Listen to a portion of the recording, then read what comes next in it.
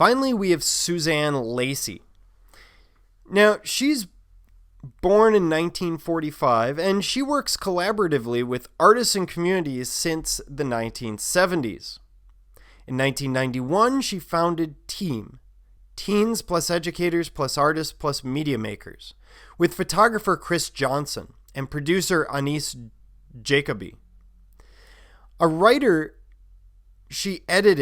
As a writer, she edited the influential Mapping the Terrain, New Genre Public Art in 1995, a book that would prefigure much current writing on politically relevant performance art.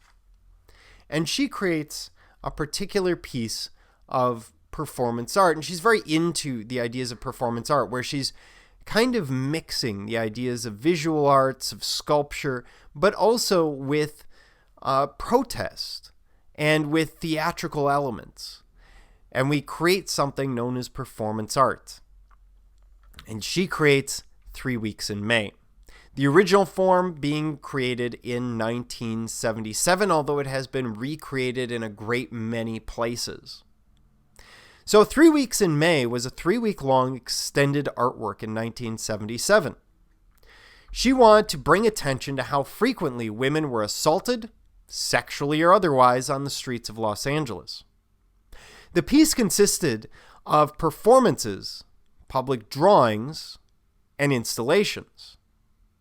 In this image, for example, Lacy is marking the site where 2 women were raped by proclaiming it in large red lettering on the sidewalk and then drawing an outline of a body similar to the chalk outlines of murder victims used by the police. So here, she's very directly trying to say, this is a dangerous spot, and here's something that happened. Because when there's a murder, think about what happens afterwards. We put up candles and balloons and signs and crosses.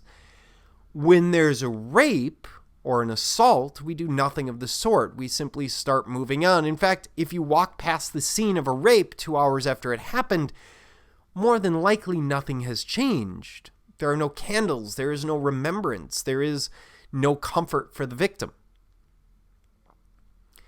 Speaking about 3 Weeks in May, she stated, it was used as both an organizing device to bring people from different anti-violence organizations and different political perspectives together on the same programs, and as a way to create public dialogue on rape and women's solutions for it. And here's another piece that was part of this 3 Weeks in May, where she stamped every location where there was a rape on a map, and you start to see over the period of 3 weeks these massive areas of red on the map, which call your attention to this issue.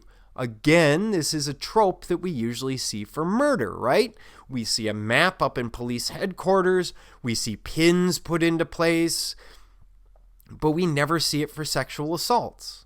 And so she's doing exactly the same thing, basically saying, look, we need to pay attention to this. And in 1977, it's a different time, and this is going to be very much the avant-garde, so the front guard of art. She's pushing a lot of bounds here and doing so very, very intentionally.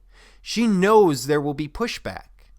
She's willing to accept that in order to bring these community organizations together, because this is not just her work, this is her working to put something together that involves hundreds of people at once. The piece engages with many facets of feminist art through its message of social awareness, expression of women's social and personal perspectives, and the use of performance and installation as opposed to traditional media like sculpture or painting.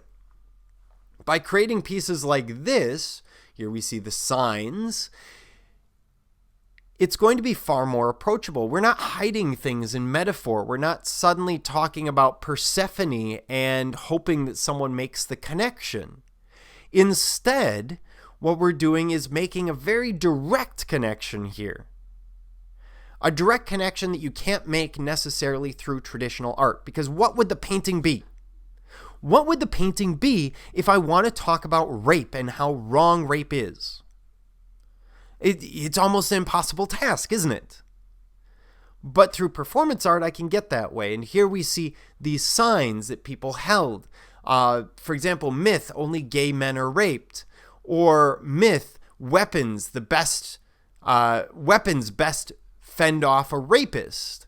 Or marital rape is hard to define. Or men cannot be raped. Or whatever the signs say, can get the message out in a very direct way. And most of us can look at this and go, all right, that's something that maybe I believed and maybe I need to rethink, or hey, that's an issue that I never considered. So it becomes a very, very powerful piece. And she's not concerned in this being something that's preserved and everything else. She's more concerned with the message, which makes it conceptual, just like almost all of this art is, but also makes it activist art because she's calling our attention to a specific point. And it's feminist art because we're dealing with this specific woman's issue, primarily the idea of rape and sexual assault, and just how common it is at the time.